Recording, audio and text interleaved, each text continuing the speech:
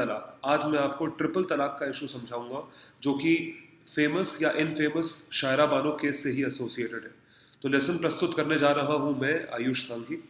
देखते हैं। तो आइए देखते हैं हिस्टोरिकल बैकग्राउंड ट्रिपल तलाक का क्या बताता है। सो इशू जो कन्फ्रंट करता है जुडिशरी को, हमारे लॉ के सिस्टम को, ट्रिपल तलाक के केस में वो बहुत सालों से कर रहा है और वो तब से कर रहा है जब से शायरा बानो केस चला है। ये बहुत ही पुराना केस है। इसके बारे में डिटेल्स जानने के लिए आप मेरा लेसन देख सकते हैं स्टडी आईक्यू के चैनल पे, जो कि पिछले हफ्ते अपलोड हुआ था। तकरीबन 30 साल के बाद ये केस दोबारा उठा है, शाह बानो केस, क्योंकि शाह बानो इकलौती एक ऐसी महिला थी जिन्होंने सुप्रीम कोर्ट के केस के अगेंस्ट या सुप्रीम कोर्ट के केस के फॉर पार्लियामेंट के अगेंस्ट ये अपील करा था कि उनको मेंटेनेंस चार्जेस दिए जाए, और सुप्रीम कोर्ट ने उस चीज़ को ठीक होल्ड करा था। लेकिन पार्लियामेंट के एक लॉ ने सुप्रीम कोर्ट की वर्डिंग को या सुप्रीम कोर्ट के वर्डिक्ट को चेंज कर दिया था, जिसकी वजह से ये प्रॉब्लम शुरू होती है। तो इशू क्या है? I mean what is the issue? The 35 साल पुराने केस शायरा बानो उस जमाने में अपने केस को यूज कर रही है 3 चीजों को चैलेंज करने के लिए। पहला तो चीज है ट्रिपल तलाक, तलाक बिदअत। दूसरा है पॉलीगैमी, एक से ज्यादा शादी करना। तीसरा है निकाह हलाला। इसका मतलब मैं आपको समझाऊंगा, तीनों का मतलब मैं आपको डिटेल में समझाऊंगा, जिससे कि आप उसे यूज कर सकें और पूरा का पूरा इशू ठीक से समझ सकें। तो इशू समझिए क्या है। उन्होंने इक्वालिटी बिफोर लॉ, जो कि हमारा संविधान कॉन्स्टिट्यूशन क्लेम करता है कि किस तरीके से कानून की नज़रों में सब इक्वल है, and protection against discrimination, discrimination ना करा जाए किसी के भी अगेंस्ट, चाहे वो जेंडर के बेसिस पे हो कि वो महिला है या पुरुष है, या रिलीजन के बेसिस पे हो, धर्म के बेसिस पे हो। इन दोनों के बेसिस पे इक्वालिटी होनी चाहिए और डिस्क्रिमिनेशन नहीं होना चाहिए। तो अपनी पिटिशन में शाह बानो ने चैलेंज करा है इंस्टेंटेनियस ट्रिपल तलाक। इंस्टेंटेनियस ट्रिपल तलाक का मतलब है कि आप ऐसे ही किसी को तलाक दे दें 3 बारी बोल के, तलाक तलाक तलाक, and not triple talaq itself. It is about this particular talaq, which is allowed by the Quran as long as the 3 utterances are spread over 90 days. तलाक देने के बाद या तलाक देते समय तकरीबन 90 दिन तक जो पीरियड चलता है, उस पीरियड को कहा जाता है इद्दत। इस्लाम में इसको इद्दत के नाम से बुलाया जाता है। इद्दत का मतलब है कि ये 90 दिन तक महिला को हस्बैंड मेंटेन करेगा, he will maintain the wife और एक्स वाइफ। देखते हैं व्हाट इज निकाह हलाला। ये वर्ड अभी मैंने यूज करा था, निकाह हलाला। एक प्रैक्टिस है जहां पर डिवोर्स्ड महिला या डिवोर्स्ड वुमन जिनका तलाक हो चुका है, अगर वो वापस अपने हस्बैंड के पास जाना चाहती हैं या जा सकती हैं, उनको दोबारा से शादी करनी पड़ेगी। ऐसा नहीं है कि वो शादी बिना करे ही अपने हस्बैंड एक्स हस्बैंड के पास जाकर रह सकती हैं, उनको दोबारा से शादी करनी पड़ेगी। ये मतलब है निकाह हलाला का। दूसरा जो वर्ड है जिसके बारे में आज हमारा डिस्कशन फोकस्ड रहेगा, वो है ट्रिपल तलाक। इन दिस, तलाक या डिवोर्स का मतलब ये होता है जहाँ पे हस्बैंड अपनी वाइफ को या अपनी पत्नी को डिवोर्स देता है ये बोलकर कि मैं तुम्हें तलाक देता हूँ, I divorce you to his wife. और यही चीज़ वो 3 बारी बोल सकता है, या 3 बारी जब कहता है, taking her back after the first 2 reconciling. मतलब अगर पहली 2 बारी में नहीं हुआ, तीसरी बारी भी बोल दिया गया, तो उसको ट्रिपल तलाक के नाम से जाना जाता है। 3 बारी बोलना, I divorce you, I divorce you, I divorce you, इसको ट्रिपल तलाक के नाम से जाना जाता है। This is known as triple talaq. तो ये इशू क्यों है, या फॉर्म्स क्या क्या है तलाक देने के? देखिए, ट्रिपल तलाक is case about rights of Muslim women, क्योंकि देखिए अवेलेबल दोनों का है, वुमन को भी अवेलेबल है तलाक देना और मेन को भी अवेलेबल है इंडिया में। लेकिन जो मैक्सिमम केस देखा जाता है जो लॉ के अंदर, वो यही है कि हस्बैंड्स अपनी वाइफ को डिवोर्स दे देते हैं। तो ट्रिपल तलाक का जो केस है वो जनरली रेलिवेंट है मुस्लिम वुमेन जो हिंदुस्तान में रहती हैं उनके लिए, और जो जनरल उनके लिए भी ये चीज़ डिबेटेबल है। The debate can be extended as instant triple talaq has been banned in most Islamic countries.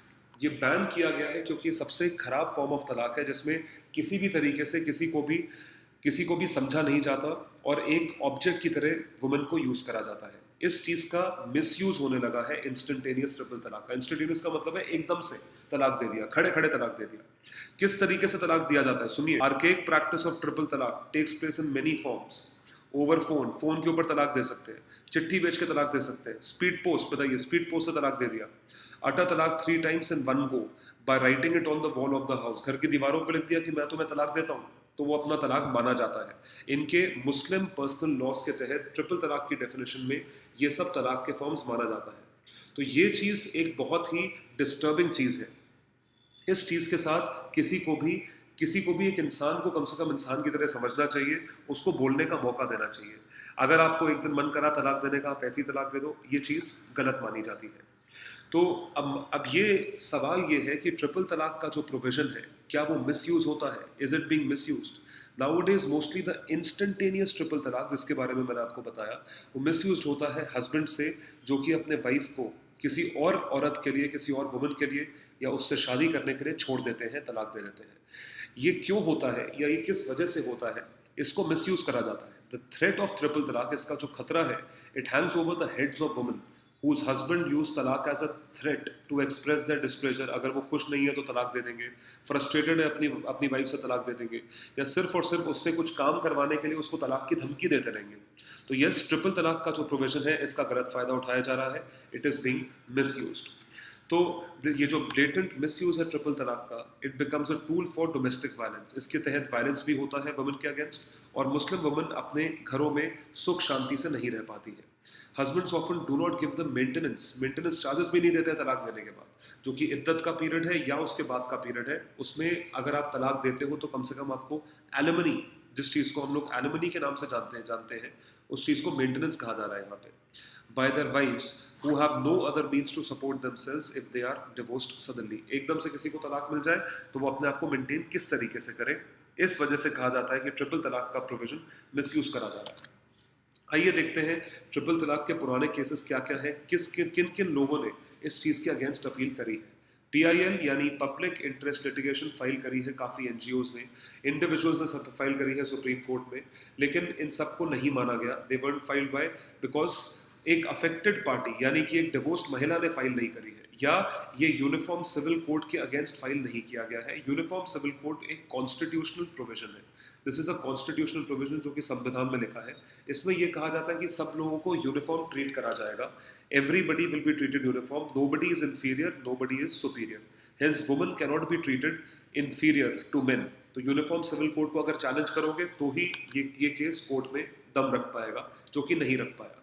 लेकिन इन दोनों के सिवा जब शायरा बानो ने ये चीज़ प्लीड करी थी, शायरा बानो एक इकलौती ऐसी महिला थी, मुस्लिम महिला, जिनको तलाक मिला था और जिन्होंने ये चीज़ कोर्ट में चैलेंज करी।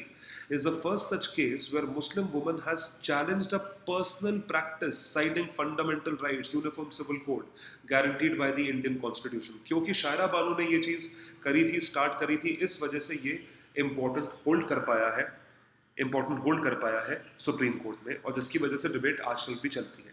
आइए समझते हैं कि ऐसे कौन कौन से पर्सनल लॉज हैं शादी के मुस्लिम रिलीजन में या इस्लामिक रिलीजन में, जिनकी वजह से ये चीज़ समझी जा सकती है डिटेल में। पहले लॉ का नाम है Muslim personal law Shariat application act, जो कि सन 1937 का एक्ट है। It allows Indian Muslims to be governed by Shariat. Shariat एक लॉ है, पर्सनल लॉ है।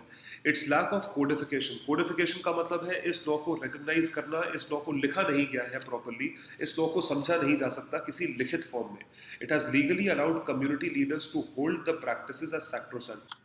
और दूसरा कानून है dissolution of Muslim marriage act सन 1939 का, जो कि कोडिफाई करता है एक वुमन के राइट को कि वो डिवोर्स ले सकती है बाय अप्रोचिंग द कोर्ट। ये अच्छी बात है कि अगर ये कोडिफाई करा गया है, एक वुमन को राइट दिया गया है। इस लॉ को एक प्रोग्रेसिव लॉ यानी कि एक मॉडर्न लॉ, एक आगे बढ़ता हुआ लॉ माना जाता है, dissolution of Muslim marriage act 1939 को। और मुस्लिम woman protection of rights of divorce act 1986 का एक्ट है।